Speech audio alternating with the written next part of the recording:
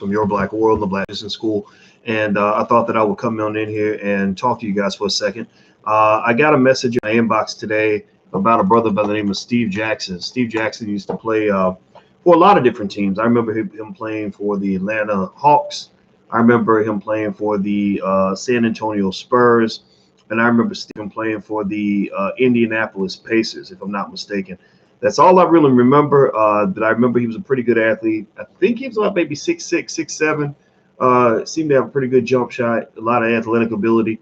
And he definitely has an interesting life. Here's what the reason I'm talking about Steven Jackson today. I don't talk much about, I've never talked about Steve Jackson, but I was compelled to share my thoughts on something that somebody asked me to comment on today. And sometimes you guys send me stuff and you want to know my take on it. And I said, this is really interesting because this is real life. And so Steve Jackson did a video recently explaining his side of the story, in terms of why he left. He apparently he was supposed to get married and he left his fiance at the altar. He basically, got to the wedding day, and on the wedding day, he was like, I'm out. I'm not doing this. And a lot of people, of course, were confused by that. I'm sure some people were upset about that. It is what it is, right? And you guys know I've talked openly about, my planned marriage to Alicia. And the reason I did so is because I think that as black men, we have to really reignite the celebration of black women, the public, wide open, celebration of the beauty of black women in our community. Instead of putting them in second place, they need to be in first place. And that's just what I believe. And that's what I'm going to do. I don't care what anybody has to say about that. I want to share without being gaudy. So I don't want you to think that I'm bragging, but I really think that if you have anything to brag about, having a beautiful black woman next to you, that's truly a source of pride. That's like that's better than the nicest Mercedes in the lot. That's like, that's better than driving a Bugatti, is having a beautiful black woman next to you who honors you and respects you. And so when she gives you that respect, I think that giving that respect back is very important. Now, here's what's interesting. So let me just say a little about Steven's story. I'm going to try to paraphrase here. His video's out there. You can feel free to go check it out. How you doing, Caroline? Good to see you, sister. Hit the thumbs up button, by the way. Please hit the thumbs up button. Make sure you subscribe and all that. So to give you the long and short of it, the reason he left her at the aisle or at the altar had to do with the prenup. From what I gathered, and I listened to the whole video, it was very interesting to listen to. I like him. I like what he was saying. I thought that the brother was, now, I mean, he was smoking weed while he was talking. Y'all know me. I don't smoke and drink and nothing like that. But brothers, I think, when a brother's talking sense, like I give him that respect, and it doesn't matter if we're similar in terms of how we share our manhood. I just liked what he was saying. He gave a lot of really compelling arguments in terms of why it's better for young brothers to find one good woman as opposed to run around with a whole bunch of women. And I'm actually going to talk about that for a second, because here's the thing. When you get to the point where you have a little money, a little status, whatever it is that you think you have, you're going to attract a lot of attention from the opposite sex if you're a man. Everywhere you go, you're like the prettiest girl in the room. And I'm not an NBA star, but it's really ironic. I remember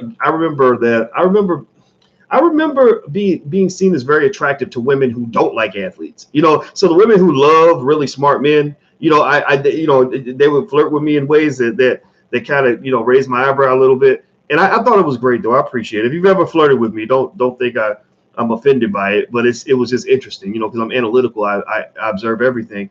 And so here's what happened. So basically, he was supposed to marry this lady, and he wanted her to sign a prenup, which is a very, very, very smart decision, particularly if you have assets you want to preserve. Those who want to ask me if I have a prenup with Alicia, the answer is absolutely yes. When I brought up the idea of the prenup, she was in complete agreement at that very moment. There was no debate. There was no like, oh, well, what do you mean? You don't think, you must not love me. You must think we're not going to get married. And that wasn't, that didn't come up. She's a grown woman. She understands, like, getting a prenup does not mean you expect to get a divorce. Getting a prenup means that you want to make sure that there's clarity. there's a concept in finance called optimal contracting. Optimal contracting prevents another problem called moral hazard. Moral hazard is a problem that occurs when you give power over to another party. For example, when a bank loans money, they have a moral hazard problem because once that money's out of their possession, they're going to have a hard time getting it back, right? Without having to go break somebody's legs or whatever. So to prevent the moral hazard problem where you're transferring over power to another person, you do what they call optimal contracting, which means that you sign some sort of agreement that says, just in case this don't work out, this is what's going to happen next, right? Just in case, you loan your cousin money, you're worried that you ever loan somebody money and then they're all nice and polite when they're trying to borrow the money, right? When they answer the phone on the first ring, anything you want they'll give it to you. They're super polite, and then you loan them the money, and 2 weeks in, like you can't even get them on the phone. You call them, they got an attitude because you asking for your money back, right? Like you like, what the hell? Like, you were so nice to me before you had my money. Now that you have my money, suddenly you ain't got time to talk to me no more. Suddenly, instead of answering on the first ring, you were busy that day for the entire week. Well, that's moral hazard. That's what moral hazard is. And moral hazard happens not just in finance, which is a very big theory in finance, actually. It also happens in life. It happens when you get married. It happens, ladies, if you've ever, gave it up to a guy a little bit too quick and saw his attitude change, where you're like, damn, I wish I could take my vagina back. Like, I wish I could go back and do a repo on that vagina that I gave you last week. I don't know if you ever felt that way, but that's a moral hazard issue, right? So the solution to the moral hazard problem is twofold. One is optimal contracting. Now, of course, you can't make vagina contracts, right? So that's hard to do. But marriage, you can have things like a prenup. You loan money to somebody, you sign a contract before you loan them money just to make sure that there's clarity. Another solution is taking your time doing your research, right? Taking your time to make sure that before you give it up, whatever it is you're giving up, money, your body, your time, whatever, you're sure that this is a good investment for you. So this is all an investment decision. Giving your life to another person is the biggest investment decision you'll ever make. And most investments that you make in your life have nothing to do with money. So ultimately, Steve Jackson, I like what he was saying, because what he was really talking about, and he mentioned sort of casually, the importance of taking your time to check out that woman before you commit to her. He said, look, the same way you take your time before you pick a car, or you take your time before you buy a house or whatever, you should take your time before you pick your partner, right? And I said, that's okay. That's good. That's a solution to the moral hazard problem. Take your time, do your research. Don't jump into stuff too fast, right? And then 2, optimal contracting, which is getting the prenup. So Stephen basically says that, again, this is his side of the story. Maybe she has her side. I'm sure she does. Everybody does. There's always 2 sides. There's 3 sides, right? His side, her side, and the truth. So based on his side of the story, he says that he continuously asked her about getting a prenup. He continuously followed up, like, when we gonna sign that prenup? Hey, girl, did you get the prenup done? Hey, babe, where's the prenup, right? So they're planning the wedding the whole time, right? They're getting closer to the wedding date. She still, each time it's like, oh, well, I didn't get a chance to get around to it. Oh, my lawyer has to go look at it. Oh, I forgot to bring it, right? So right there, those are red flags, right? And it's funny because when he said that, it kind of triggered me a little bit, because I remember having that issue with a contract. I remember we were trying to get somebody to sign a contract, and the person kept delaying and delaying and delaying. And then later on, we found out they were delaying because they were scheming, right? They were plotting something else, and that's why they were delaying. So always, be leery of anybody who just won't get to the point or takes a little bit too much time to do something that shouldn't take much time. So anyway, and here's the other thing too, it's a little secret. When you get money, there's always somebody that's going to be plotting to get their hands on what you got. Especially you talking about NBA players.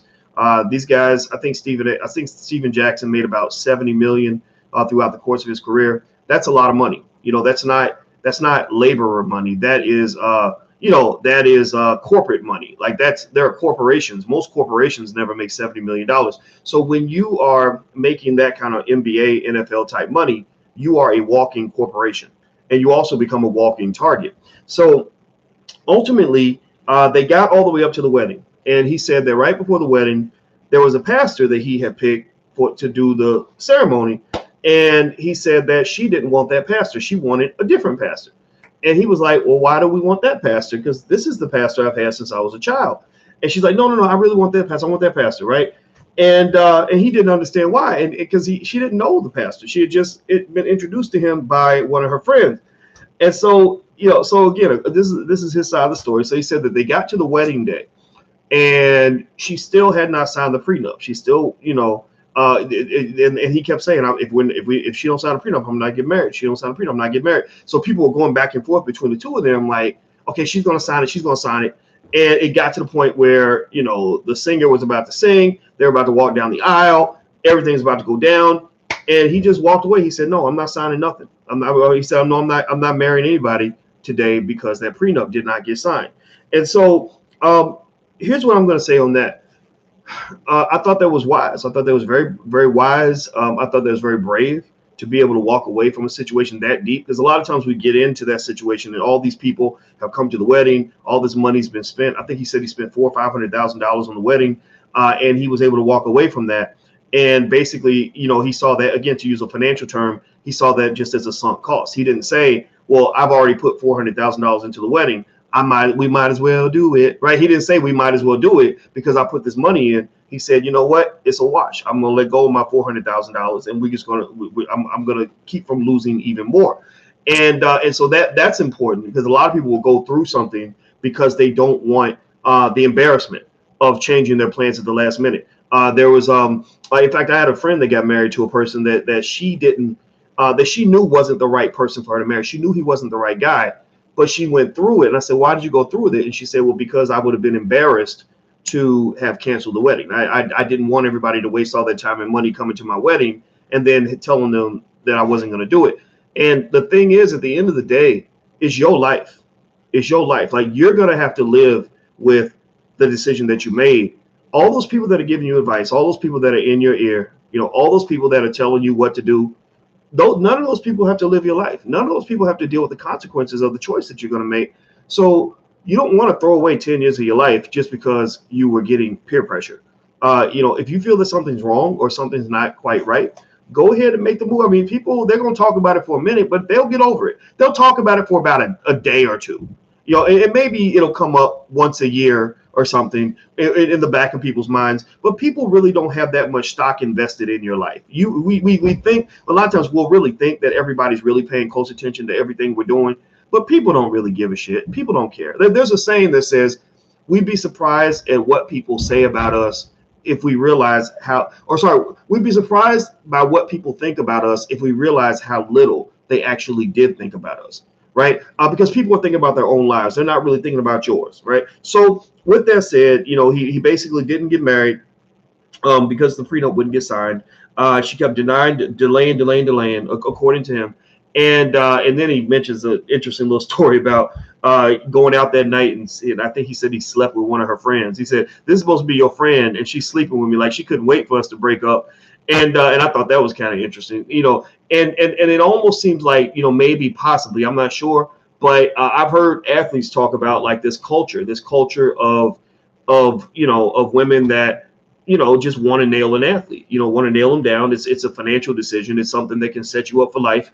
It might involve either having a child with a man that has money or marrying a man that has money. And if you don't think that that's like a real thing, I don't know what to tell you. Like, that is real. There are people that see their biggest investment decision they're going to make in their life is to have a baby with the right person or marry the right person. Because even if you get a divorce, you're still going to get paid. When you have money, you kind of have the opposite of the coronavirus. Like, it's not bad like the coronavirus. It's not like something that's bad for people, something that's good for people. Meaning that if somebody just tangles with you, if somebody becomes your friend and gets in your circle, or they're dating you, or they marry you, a manipulative person can always get something out of that, right? So for example, if they know that you're worth $100 million and you don't want to be embarrassed by some false accusation, people will just accuse you of something and have their lawyer sue you.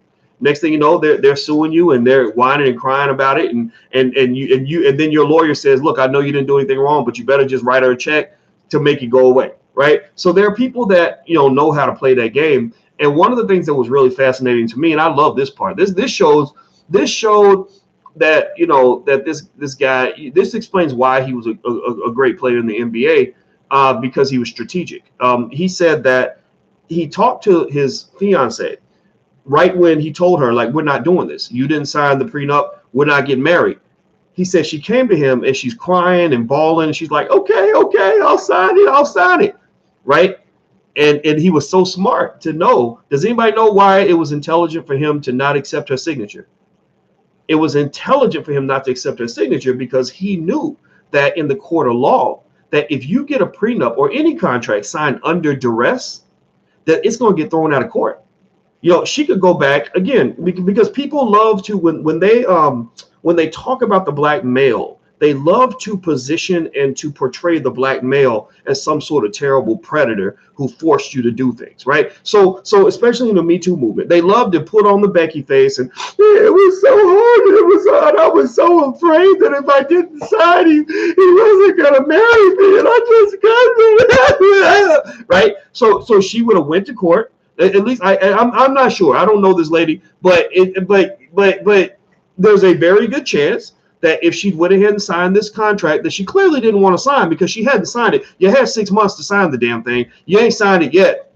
If she has signed this, there's especially in the heat of divorce. In divorce, your best friend has suddenly become your worst enemy. The person who knows all your secrets suddenly hates your guts, right? That's why divorce is such a weird thing for me. I think it's very unfortunate. It's a terrible thing to go through if you've ever gone through it. And I've never gone through it. I've never been, I took my time to get married, but I've seen my friends up close, and it's unimaginable how this person that you used to be closer to than anybody on the planet is suddenly your number one enemy on earth. And they say there's a thin line between love and hate. I think divorce shows that very well because maybe they hate you so much because they kind of love you, but that love is kind of a hate thing. So it's a lot of emotional triggers are being pulled. And so people end up hurting each other pretty badly. And so he was very smart to know that, no, I'm not going to accept your signature because what you're going to do is you're going to victimize me by turning yourself into the victim. You're going to victimize me by making me into a predator. You're about to victimize me by flipping this shit on me so that when we go right now, you're going to be this independent woman who's making her own decision. But in divorce time, you're going to turn to this innocent, this little child, this feeble little child who isn't capable of making decisions because you're so emotionally fragile and you felt so intimidated by a big, scary black man who forced you to sign this. So he said, no, I don't want your signature. I'm not taking it. And so I love the way he really did he gives some excellent game in terms of the law and prenups and all that stuff. And in fact, for example, other little things about prenups that you may or may not know is that when Alicia and I got our prenup, they told us that we have to have separate lawyers. I can't have the same lawyer that she has when we signed the prenup because they want to make sure that I'm not forcing her to do it or that, that nobody's being manipulated or nobody's being tricked into signing a bad agreement. Right. And so sort of keep these things in mind. I like also what he was saying, about, I love the fact that he talked about black women and he got to the point where he flipped into giving advice to young black men about the importance of loving black women and the importance of building with one woman. And he spoke about it not just in a way that says that it's the right thing to do, but he also talked about it in a more practical sense, meaning, it's a lot of women. It's very expensive to have a lot of women. Let me give you some of the challenges of having lots of women. And because a lot of guys are like, yeah, I want to get money. I'm gonna be the ball. I'm gonna be the man. I'm gonna be the pimp. I'm gonna be having all these hoes.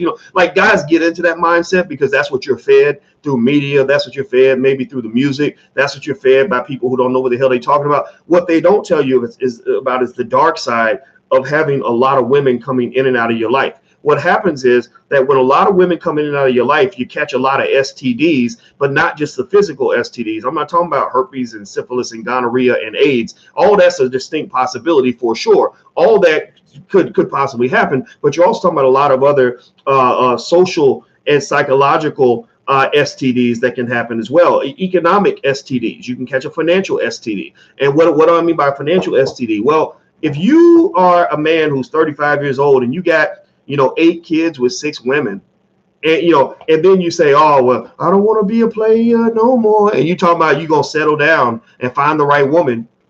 Ain't no decent woman in her right mind going to want to settle down with that bullshit. When you got 6 women that are all up your ass about child support, 8 kids, half of whom hate your guts because you weren't around enough when they were growing up, right? All these problems, and you're financially drained. I mean, and I'll just say this to the ladies too. Like, I know we want to not judge, and they tell us in church not to judge and forgive and all that.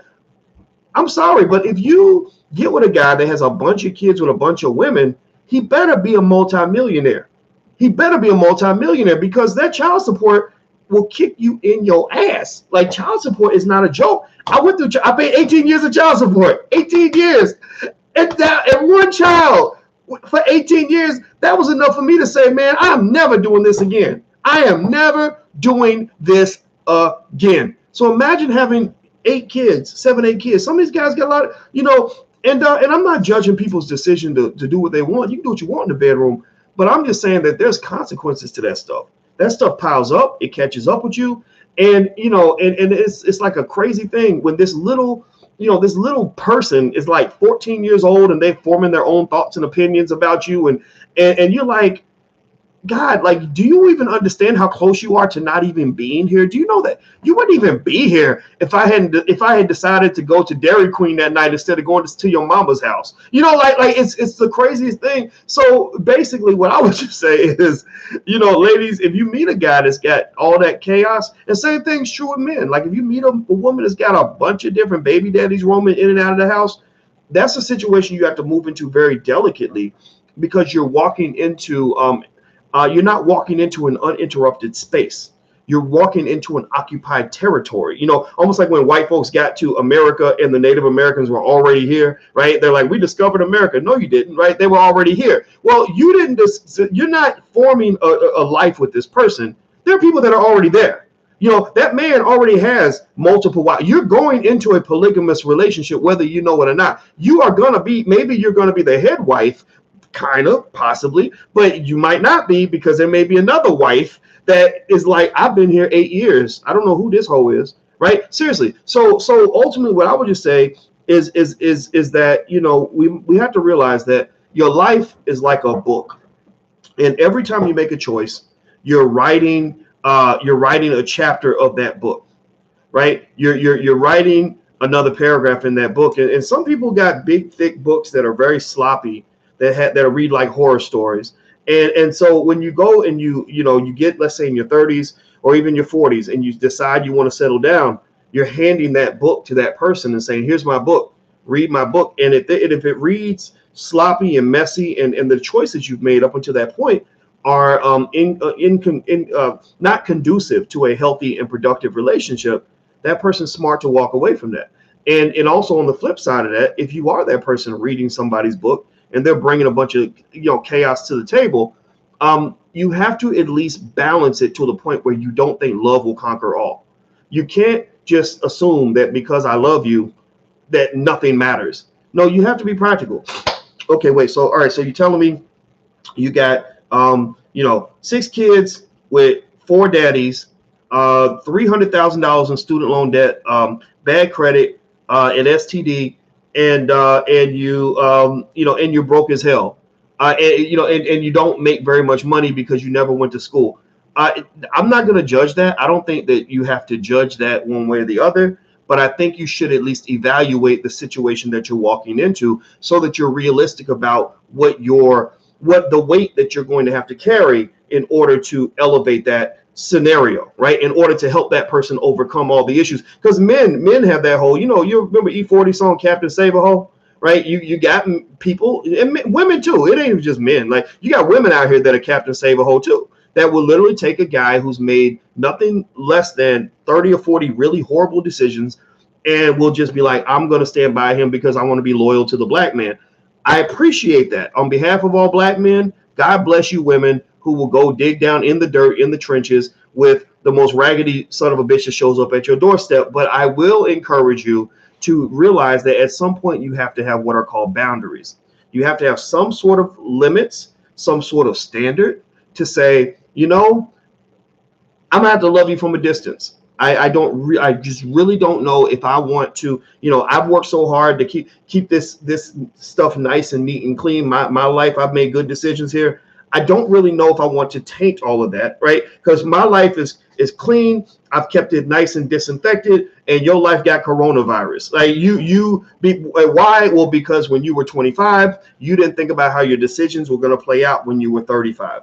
And that's okay. I'm not going to hate you for that. I'm not going to disrespect you, but that's not really what I'm looking to sign up for, because at the end of the day, your partner is supposed to be a person that elevates you on some level, right? Now, in the case of a Steven Jackson, he had money, right? I assume he kept some of it. I don't know how much he kept. I don't know what his investment and spending and saving decisions are. I have no idea. But you know, that's a lot of money to burn through. So I don't think he burned through it all. And so he probably didn't need money, but maybe he needed somebody who could be a good teammate and a good partner in the game of life, right? That's the real game that he's playing, the game of life. And I think that the challenge for a lot of NBA players, and I think this is just generally true for a lot of wealthy men, in, you know, period, is that you have to sort through between the women that are really capable teammates who might appreciate nice things versus the women who only appreciate what you can put in their bank account, who are trying to get on to basketball wives. You know, and in fact, that's one of the things that would probably turn me off about, you know, being a professional athlete.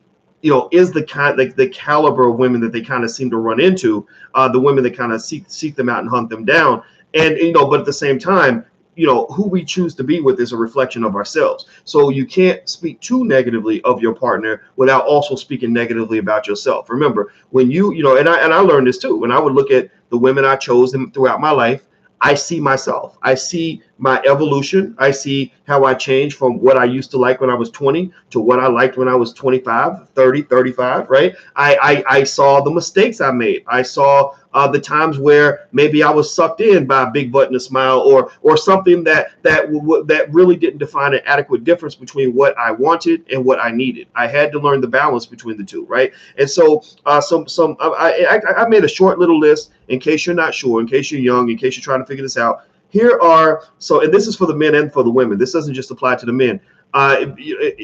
Here are some reasons why having a lot of women can really weigh on your life and weigh on your soul. Number one, child support is terrible. Don't ever go through the child support system. If you pick a woman and that you think you might sleep with or possibly have a child with, it's a good idea, a good policy, a good insurance policy to find out what her policy is on the role of the father in the household.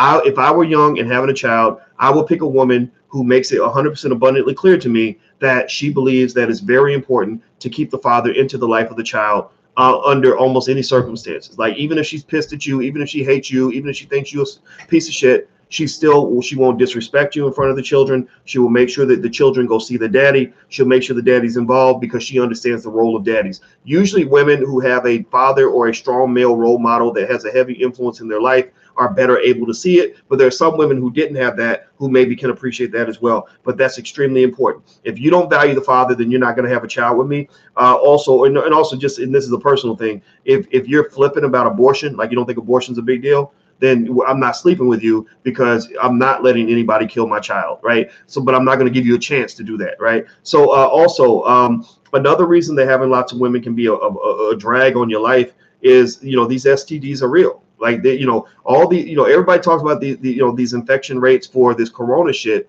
Man, you ought to see the stats on STDs up in this month. It's insane. Like, it's almost borderline hilarious that the same people that are scared to death of corona have no knowledge or concern whatsoever for all the other things that are killing black people, for all the other things that black folks are going through. You know, it's like this hidden homicide, or this underground trauma that people are going through, where nobody's talking about. You know, for example, you go down to Atlanta, the STD rates are insane. College campuses, a lot of HBCU campuses as well, you know, got some real bad STD problems. So, you know, when you run around kind of sleeping with a lot of different people, you might catch something that you can't get rid of. So you want to think about that.